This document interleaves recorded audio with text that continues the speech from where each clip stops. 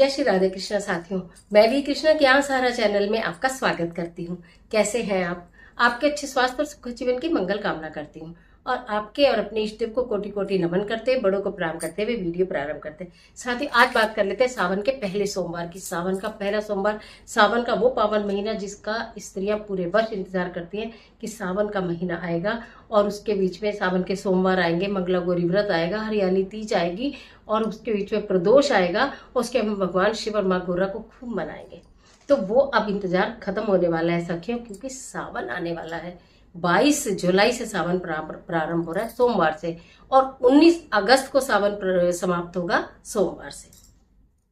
शुभ संयोग में ये सावन का महीना आ रहा है और 5 सोमवार आपको मिल रहे हैं।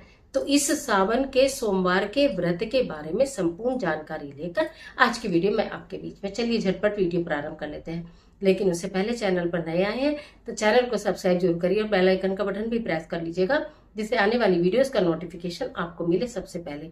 मैं आज बात कर रही हूँ सावन के पहले सोमवार की। सावन के सोमवार की डेट आपको बता दूं तो 22 जुलाई से सावन शुरू हो रहा है, फिर उसके बाद 29 जुलाई में है, उसके बाद 5 अगस्त में है, उसके बाद 12 अगस्त में है और उसके बाद 19 अगस्त में है। उस दिन पूर्णमासी भी है और उस दिन सावन का सोमवार भी है, उस दिन रक्षाबंधन भी है। इस सावन के पावन महीने में सावन के सोमवार व्रत आपने कभी नहीं किए तो उठा सकते हैं। आप 16 सोमवार व्रत करना चाहते हैं तो आप वो भी उठा सकते हैं। मंगला गौरी व्रत नहीं किए वो भी उठा सकते हैं। मतलब कोई भी व्रत आप स्टार्ट करना चाहें तो बेफिक्र होकर स्टार्ट कर लें। इस संशय में ना रहे कि चातुर्मास है तो हम कोई व्रत उठाएं या नहीं उठाएं। अब व्रत की संपूर्ण जानकारी विधि दे रही हूँ, बिल्कुल आराम से वीडियो में अंत तक मेरे साथ बने रहिएगा। प्रातःकाल उठे, नहा धो के स्वच्छ वस्त्र धारण करें। कोशिश करें कि हरे रंग के वस्त्र आपके पास, नहीं तो लाल रंग के वस्त्र आप धारण करिए। आप पहले से कुछ सामग्री अपने पास एकत्रित करके रखिएगा, ठीक है। हरे रंग की चूड़ियां, देखिए सावन का महीना है तो आपको हरे हरे रंग की चूड़ियां, साथ में एक लाल रंग की चूड़ियां भी जरूर आपको लेनी चाहिए। चूड़ी कड़े जो भी आप लेना चाहें, हरे लाल लें। मेहंदी लगाएं, नहीं तो नेल पेंट लगा लें, ठीक है। और कपड़े पहने पूरे सावन भर। पहले तो मैं अलग से वीडियो भी दूंगी कि हरे का महत्व क्या है, तो आपको ग्रीन अपनी कबर्ड में से चीजें निकाल लेनी चाहिए।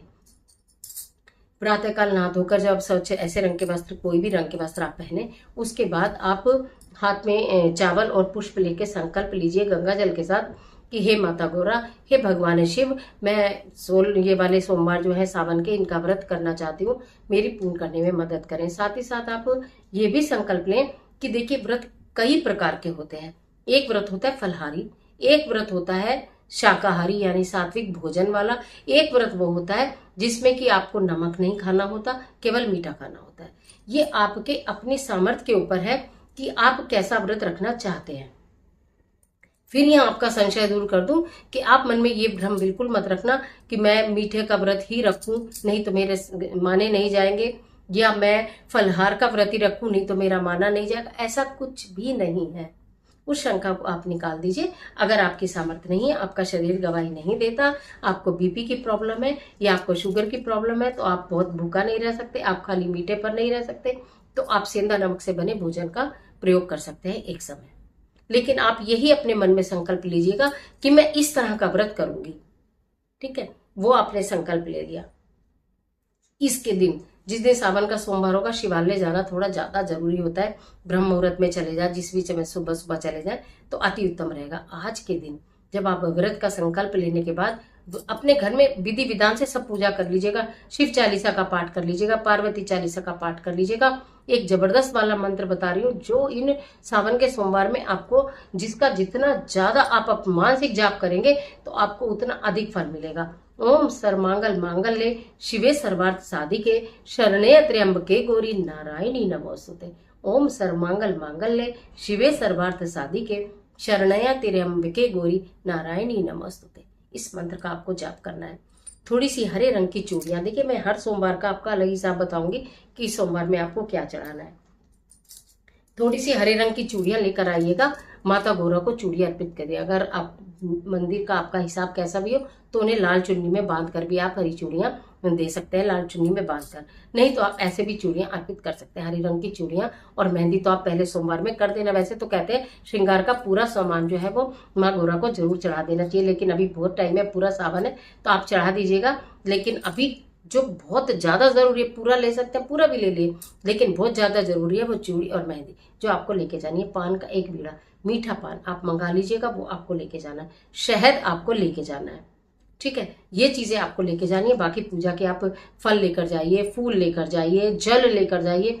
मात्र 1 लोटा गंगा जल या गंगा जल में जल मिलाकर अर्पित करने से आपको कावड़ चढ़ाने जैसा पुण्य प्राप्त होता है। आपको मालूम है कि अब कावड़ का टाइम चलेगा। पवित्र नदियों से, हरिद्वार से, ऋषिकेश से, गोमुख से, त्रिवेणी से बहुत बहुत दूर से भक्त जल लेकर आते हैं, भगवान शिव को अर्पित करते हैं। और पता है, ये जल अर्पित करने से लोगों की मन्नतें पूरी होती हैं और वो मांगी हुई कावड़ लाते हैं। मांगी हुई यानी कि हमने बोला ये कार्य हो जाए, भगवान हम कावड़ लाकर चढ़ाएंगे और वो पूरा हो जाता है। तो आप अपने घर से भी लेकर जाए और जलाए। और हाँ, एक बहुत इंपॉर्टेंट बात बता दूं, ये गलती आप मत करना। आपका जल भी आपका होना चाहिए, लोटा भी आपका होना चाहिए। ऐसा नहीं कि जल्दबाजी में आपने लोटा भी वहीं से ले लिया और आपने जल भी वहीं से ले लिया और आपने चढ़ा दिया, क्योंकि थोड़ा सा घर में वापस भी लाया जाता है। कभी खाली बर्तन नहीं लाया जाता, तो थोड़ा सा जल वापस लाना है। आपने वहां विधि विधान से पूजा करी, माँ गौरा को सिंदूर चढ़ाया और उन पर बेलपत्र चढ़ाया, भगवान शंकर पर बेलपत्र चढ़ा दिया आपने। और उसके बाद भांग धतूरा जो भी आपके पास अवेलेबल है आप चढ़ा दीजिए। नहीं है तो भक्ति भाव से 1 बेलपत्र चढ़ा दीजिए। वो भी नहीं है तो सिर्फ 1 लोटा जल चढ़ा दीजिए। बेलपत्र बासी नहीं माना जाता, बेलपत्र पुराना नहीं माना जाता। बेलपत्र को आप बहुत बार यूज कर सकते हो, इसलिए वहां पर जो साफ सुथरे बेलपत्र हो उन्हें धोकर आप चढ़ा सकते हो जो मंदिर में हो, ठीक है। तो इसलिए परेशान होने की आवश्यकता नहीं है, जो हो उसी से पूजा कर लेना। सावन के सोमवार के व्रत की कथा जरूर सुननी है और माता गौरा की आरती जरूर करनी है। कथा चैनल पर आपको सुबह ही मिल जाएगी, 6 बजे 7 बजे। आप टाइम बता देना किस समय आप बोलोगे, सुबह सुबह आपको चैनल पर कथा मिल जाएगी। आप उस सावन के सोमवार की कथा का श्रवण कर लेना। पार्वती चालीसा या शिव चालीसा जो भी आप श्रवण करना। आपने आरती कर ली, पूजा कर दी, उसके बाद जब आप घर लौटेंगे तो थोड़ा सा आपके लोटे में जल होना चाहिए।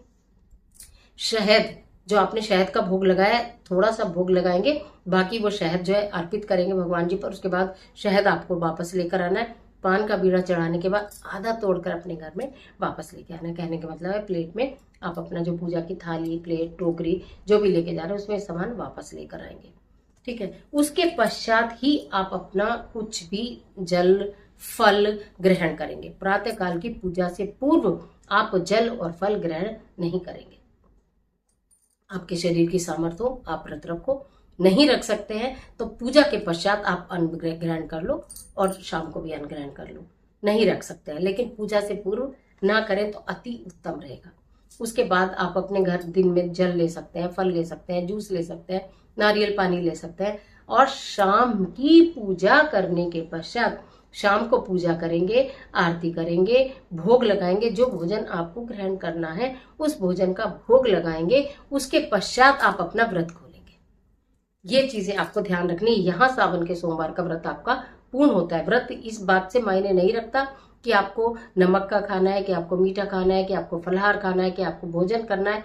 हाँ, इस व्रत में चावल, दाल और आटा, तेल इनकी मनाही मानी गई है। ये बिल्कुल कच्चे खाने में आते हैं, मतलब आटे की रोटी, ठीक है। अगर आपने सब्जी और खाना खाना है तो आप पराठा बनाइए, समझ रहे हैं। कच्ची रोटी आती है वो व्रत को खोलने में मानी नहीं जाती है।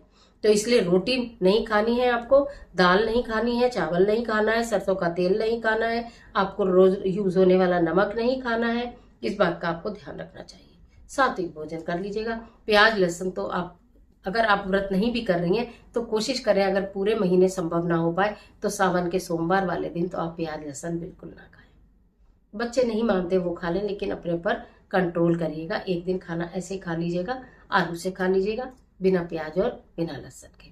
यहाँ जाकर आपका व्रत पूर्ण होता है। अगले दिन जब आपने शाम को भोजन ग्रहण कर लिया, जब भोजन ग्रहण करेंगे तो आपने भगवान को भोग लगाया, तो आप अपने भोजन में से एक हिस्सा नहीं तो थोड़ा सा भोजन पहले जरूर निकालेंगे। अगर आपके वहां गैया मिलती है तो बहुत अच्छी बात है, गैया नहीं मिलती है तो चाहे उसके टुकड़े टुकड़े करके आपको पक्षियों को डालने हो, लेकिन थोड़ा सा भाग अपने भोजन का जरूर से निकाल दीजिएगा। फिर आप भोजन ग्रहण करिएगा। जो भी भोजन आपने करना है मैंने बता ही दिया है। उसके बाद अगले दिन प्रातः भगवान शिव की पूजा करने के पश्चात किसी को थोड़ा बहुत कुछ भी दान देने के पश्चात आप फिर जल ग्रहण करिएगा, जिसे कहते हैं व्रत का पारण। यहाँ पूरा होता है आपका सोमवार का पूरा व्रत। और जिनको मंगला गौरी व्रत भी रखना है, अगले दिन का मंगला गौरी व्रत की पूरी विधि दूंगी, उसमें बता दूंगी। आज मैंने सावन के सोमवार के विषय में आपको सारा बताया।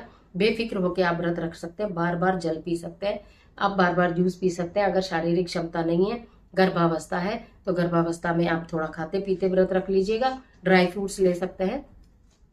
लेकिन पीरियड सूतक पातक में भी अगर आप पहले से सावन के सोमवार के व्रत करते आए हैं, तो सावन के सोमवार के व्रत नहीं छोड़िएगा, आप व्रत जरूर कीजिएगा। बस भगवान जी से दूर बैठकर आप कहीं मानसिक जाप कीजिएगा, यानी मंदिर नहीं जाइएगा, लेकिन व्रत अपना पूर्ण कर लीजिएगा। तो सावन के सोमवार की अनंत शुभकामनाएं, सावन माह की अनंत शुभकामनाएं। भगवान शिव की कृपा हमेशा आपके ऊपर और आपके परिवार के ऊपर बनी रहे। माता गौरा आपको अखंड सुहाग प्रदान करें, आपके घर में सुख और समृद्धि आए, ऐसी मेरी भी हृदय से कामना है। आज के लिए इतना ही, इजाजत दीजिए। आशा करती हूँ वीडियो आपके लिए बहुत उपयोगी साबित होगी। मिलती है एक और जबरदस्त वीडियो के साथ, तब तक हंसते रहिए, मुस्कुराते रहिए, अपना और अपने अपनों का ख्याल कीजिए। वीडियो अच्छी लगे तो लाइक कीजिए, जितना चाहे अपने फ्रेंड के साथ शेयर कीजिए, क्योंकि कर भला तो वो भला और अंत भले का भला। और कमेंट बॉक्स में ओम नमः शिवाय लिखना बिल्कुल मत भूलिए। ईश्वर आपकी मदद करे।